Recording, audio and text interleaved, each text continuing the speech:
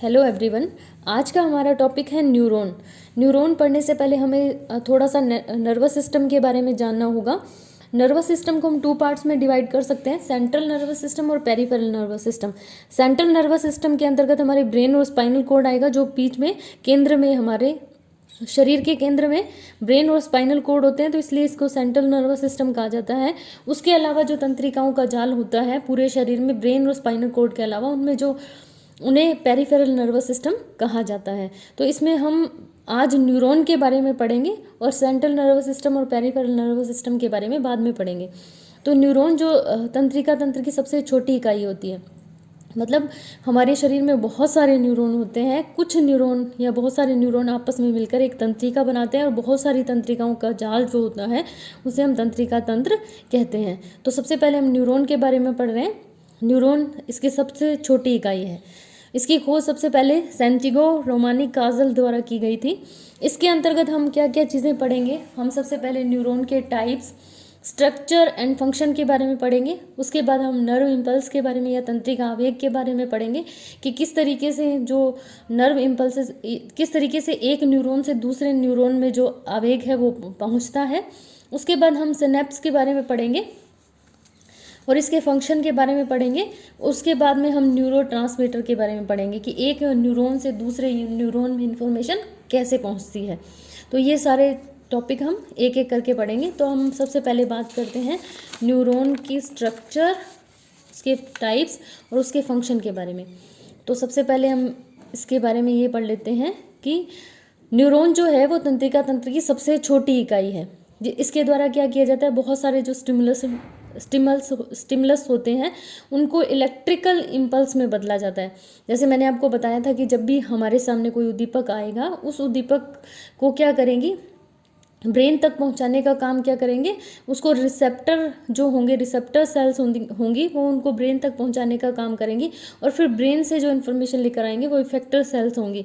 तो यहाँ जब हम कोई भी उत्तेजक हमें प्राप्त हुआ, उसको इलेक्ट्रिकल इम्पल्स में बदलने का काम क्या कौन करता है? न्यूरॉन करता है। जैसे मान लीजिए हमने कोई चीज़ देखी, देखने के बाद वो चीज़ हमसे, मतलब हमारे शरीर से जुड़ी हुई नहीं है, हमने दूर से किसी चीज़ को देखा या किसी ध्वनि को सुना, वो जो उत्तेजना हमें प्राप्त हुई है वो इलेक्ट्रिकल इम्पल्स में बदल जाती है, तभी वो पूरी बॉडी में पहुंचती है या वो उस सेंस ऑर्गन से ब्रेन तक पहुंचेगी, क्योंकि वो इलेक्ट्रिकल फॉर्म में होगी तभी वो पहुंचेगी। तो जो न्यूरॉन होते हैं वो जो स्टिमुलस होता है या स्टिमुलेशन होता है उसको इलेक्ट्रिकल इम्पल्स में बदलते हैं। अगर हम बात करें न्यूरॉन कितने होते हैं, तो पूरी बॉडी में एक 12.5 अरब तक होते हैं, जिसमें से सिर्फ ब्रेन में पाए जाते हैं 10 अरब तक। तो आप सोच सकते हैं कि कितने सारे न्यूरॉन होते हैं ब्रेन में। मानव शरीर में न्यूरॉन के अलावा भी कुछ सेल्स पाई जाती हैं। वो कौन सी सेल होती है? ऐसा नहीं है कि पूरी बॉडी में न्यूरॉन होंगे, उनके अलावा भी कुछ सेल होती हैं जिनको न्यूरोलिया या ग्लिया सेल कहा जाता है। इनका काम क्या होता है? न्यूरॉन को जीवित रखना। इसे हाउसकीपिंग सेल भी कहा जाता है। तो न्यूरॉन भी पाए जाते हैं, न्यूरोलिया या ग्लिया सेल भी पाई जाती हैं। उसके अलावा हम पढ़ेंगे कि कितने तरीके के न्यूरॉन होते हैं। तो अगर हम टाइप्स की बात करें न्यूरॉन की, तो 3 तरीके के, सेंसरी, मोटर और एसोसिएशन न्यूरॉन। जैसे हमने उसमें पढ़ा था कि इन्फॉर्मेशन ले जाने का काम कौन करते हैं? रिसेप्टर्स, और वापस उसको इफेक्टर्स। तो उसी तरीके से जो न्यूरॉन इन्फॉर्मेशन को ब्रेन तक ले जा रहे हैं वो हमारे सेंसरी न्यूरॉन होंगे, और जो इन्फॉर्मेशन को वापस इफेक्टर या प्रभावक या मांसपेशियों या ग्रंथियों तक पहुंचाते हैं वो हमारे मोटर न्यूरॉन होंगे। और इन दोनों के बीच में जो एडजस्टमेंट का काम करते हैं या एसोसिएशन का काम करते हैं वो एसोसिएटिव न्यूरॉन होंगे। तो मैंने पहले आपको इसीलिए वो तीनों चीज़ें बताई थी ताकि यहाँ पर आपको कोई प्रॉब्लम नहीं आए। तो सबसे पहले अगर हम सेंसरी न्यूरॉन की बात करें, तो सेंसरी न्यूरॉन या संवेदी न्यूरॉन से तात्पर्य वैसे न्यूरॉन से होता है जो तंत्रिका आवेग को रिसेप्टर या सेंस ऑर्गन से मस्तिष्क या सुषुम्ना तक पहुंचाता है। तो हमारा जितने भी सेंस ऑर्गन होते हैं उनका मेन काम क्या होता है? वो सेंट्रल नर्वस सिस्टम के थ्रू हमारे क्या होगा, ब्रेन तक जानी चाहिए वो इन्फॉर्मेशन। ब्रेन के हाईएस्ट एरिया तक पहुंचेगी। तो यहाँ पर हम क्या, जो सेंसरी न्यूरॉन होते हैं उनका काम होता है रिसेप्टर से या सेंस ऑर्गन से इंफॉर्मेशन या तंत्रिका आवेग को वो ग्रहण करती हैं और उसके बाद ब्रेन तक पहुंचानी है तो ब्रेन तक पहुंचाती है, या स्पाइनल कॉर्ड तक पहुंचानी है तो उसे स्पाइनल कॉर्ड तक पहुंचाते हैं। तो सेंसरी न्यूरॉन वो होते हैं जो तंत्रिका आवेग को ग्रहण करके, वो किससे ग्रहण करते हैं, या तो रिसेप्टर से या सेंस ऑर्गन से, उनसे ग्रहण करके ब्रेन या स्पाइनल कॉर्ड तक पहुंचाते हैं। तो एक तो ले जाने का काम कर रही है, और जो मोटर न्यूरॉन होंगे वो वापस लाने का काम करेंगे। अब गतिवाही न्यूरॉन या मोटर न्यूरॉन से तात्पर्य वैसे न्यूरॉन से होता है जो तंत्रिका आवेग को ब्रेन या स्पाइनल कॉर्ड से इफेक्टर या मांसपेशियों या ग्रंथियों तक पहुंचाती है। तो यहाँ आपको क्लियर हो गया होगा कि जो सेंसरी न्यूरॉन होते हैं वो इन्फॉर्मेशन को ले जाने का काम करते हैं और मोटर न्यूरॉन वापस लाने का काम करते हैं। तो इनका हमें क्या होती है, कोई भी इन्फॉर्मेशन या जो न्यूरॉन को इन्फॉर्मेशन जाती है वो या ब्रेन तक पहुंचानी है या स्पाइनल कॉर्ड तक। तो ये जो सेंसरी न्यूरॉन होते हैं वो रिसेप्टर या सेंस ऑर्गन से इंफॉर्मेशन को या तंत्रिका आवेग को ग्रहण करके ब्रेन या स्पाइनल कॉर्ड तक पहुंचाते हैं, और जो मोटर न्यूरॉन होते हैं वो वहाँ से तंत्रिका आवेग को ग्रहण करके और इफेक्टर मांसपेशियों या ग्रंथियों तक पहुंचाते हैं।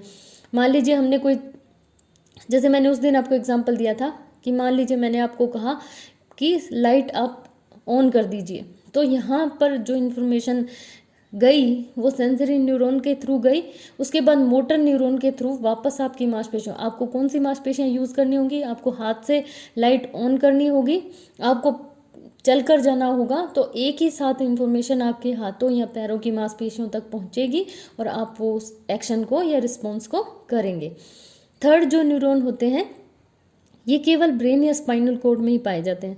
साहचर्य न्यूरॉन से तात्पर्य वैसे न्यूरॉन से होता है जिसके द्वारा संवेदी न्यूरॉन द्वारा लाई गई तंत्रिका आवेग को ग्रहण करके उसे मोटर न्यूरॉन में छोड़ दिया जाता है। इनका काम क्या होता है, बीच में उधर से इन्फॉर्मेशन या तंत्रिका आवेग को लिया और इधर मोटर न्यूरॉन में छोड़ दिया।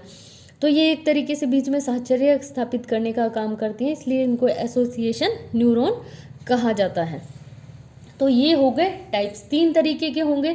जैसे वहाँ हमने क्या पढ़ी थी, सेल्स जो पढ़ी थी, रिसेप्टर, इफेक्टर और एडजस्टर जो सेल होती हैं वो पढ़ी थी। यहाँ पर न्यूरॉन भी क्या होंगे, 3 तरीके के होंगे। सेंसरी न्यूरॉन जो इन्फॉर्मेशन को लेकर जा रहे हैं वो सेंसरी न्यूरॉन होंगे, और जो वापस इफेक्टर तक लेकर आ रहे हैं वो मोटर न्यूरॉन होंगे, और उनके बीच में जो काम करेंगे वो एसोसिएशन न्यूरॉन होंगे।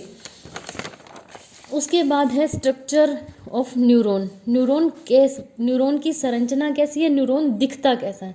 तो यहाँ मैंने नीचे आपको एक डायग्राम बनाया है जिसमें आप देख सकते हैं कि न्यूरॉन में ये चीज़ें होती हैं।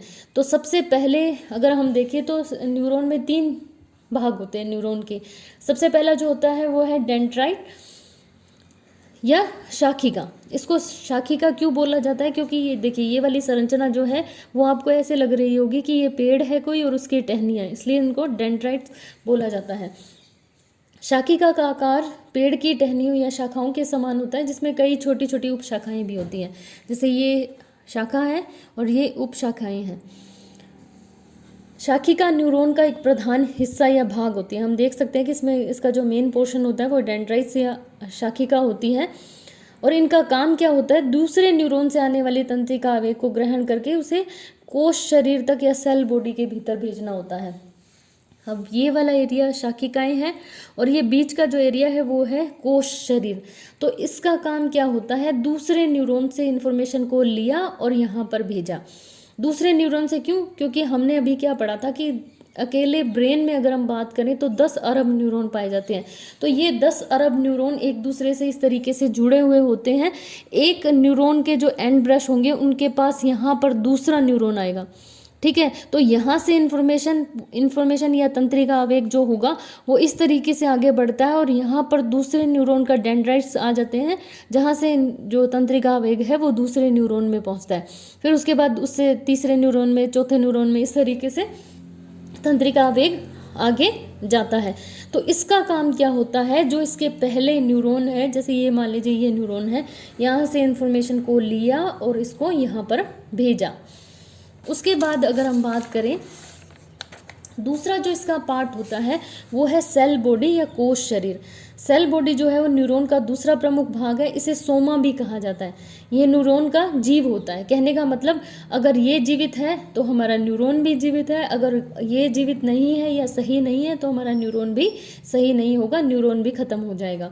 कोश शरीर में एक विशेष प्रकार का तरल पाया जाता है। ये जो कोश शरीर मैंने आपको बताया सेल बॉडी, उसको साइटोप्लाज्म कहा जाता है, जो एक विशेष झिल्ली से ढका होता है।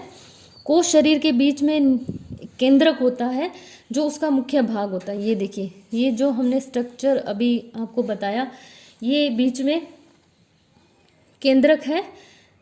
इसके अंदर एक तरीके का विशेष पदार्थ भरा होता है जिसको हम क्या कहते हैं,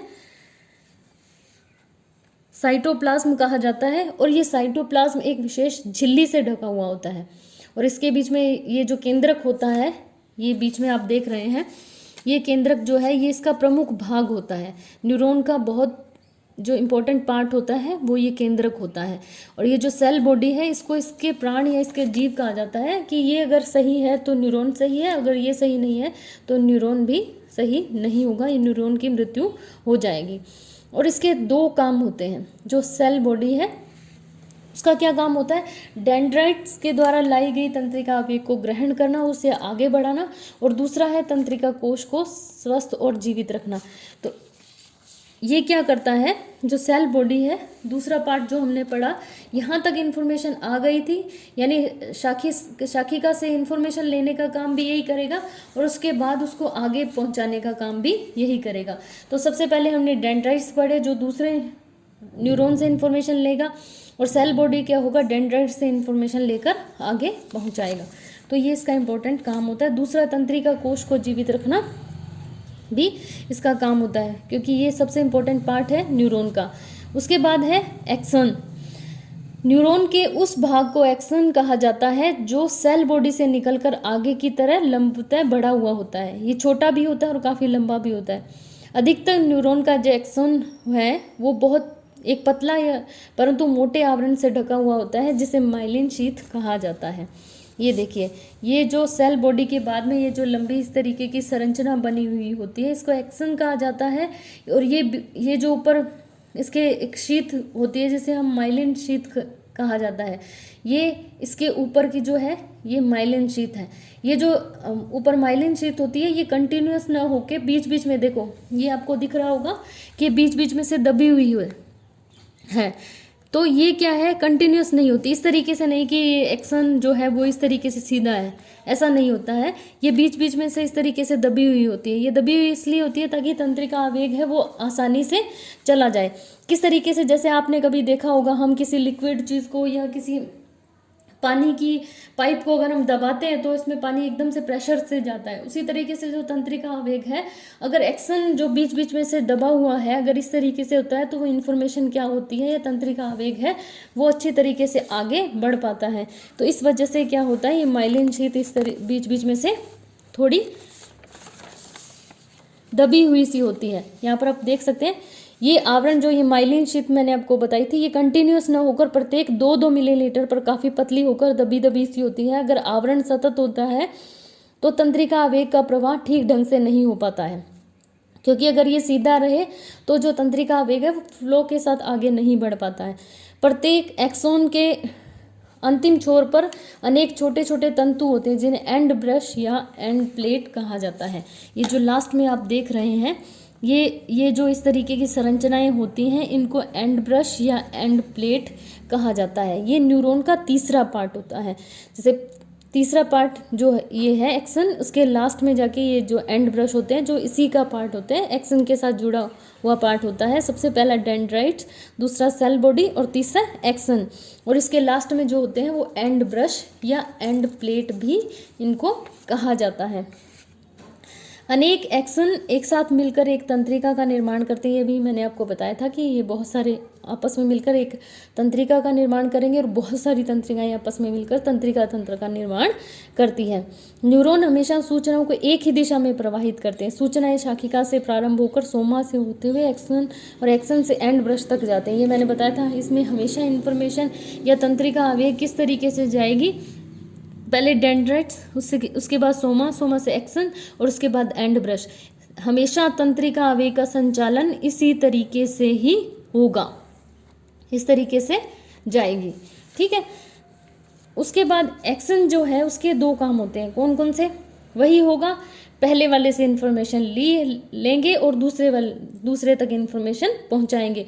तो अब ये इन्फॉर्मेशन या तंत्रिका आवेग किस से लेगा? डेंड्राइट से दूसरे न्यूरॉन से लिया था और सेल बॉडी को दिया था, सेल बॉडी ने डेंड्राइट से लिया और आगे एक्सन को दिया था। एक्सन क्या करेगा? सेल बॉडी से तंत्रिका आवेग को लेकर और एंड ब्रश तक पहुंचाएगा। तो यहाँ पर आप देख सकते हैं ये लिखा हुआ है, कोश शरीर या सेल बॉडी से होते आ रहे तंत्रिका आवेग को ग्रहण करना और उसको ग्रहण करने के बाद क्या करना? एक्सन के अंतिम छोर अर्थात एंड ब्रश तक पहुँचाना।